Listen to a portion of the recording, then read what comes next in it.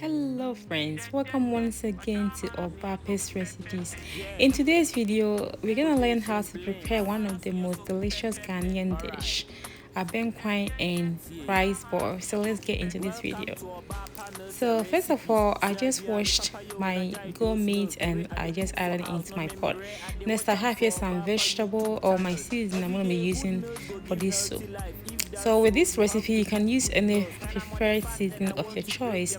Usually, I don't go into details about my spices because sometimes you might not get it from where you are. So I just blend my pepper, garlic, ginger, and onion, and I'm adding it into my soup. After you're done, just go ahead and add a little bit of water just to use that to steam this meat and give it a very light stir. And after you're done, just go ahead and add your vegetables. So I have here one large tomato, and I'm add here hot pepper and also a half medium onion. Cover it and then have it steam for about 20 to 25 minutes. After 25 minutes, you're gonna see that it's steaming really well. So I'm just adding about 2 tablespoons of tomato paste right here, and this is optional. If you don't like it, you can just skip this part. Alright, so just go ahead and cover it back again and have it cook for just 5 minutes. So as you can tell, tomato is done, and we're gonna remove everything and we're gonna blend that and add it into the soup later. The soup smells so good. I wish you guys are here to try this soup or even to taste it. So next, I just boiled water and I just added it into my meat right here. And of course, I'm gonna add here my palm cream or abe I'm using this one called Precious, and it's just amazing. So if you really want to try this out, you can actually get some from any African market or shop near you.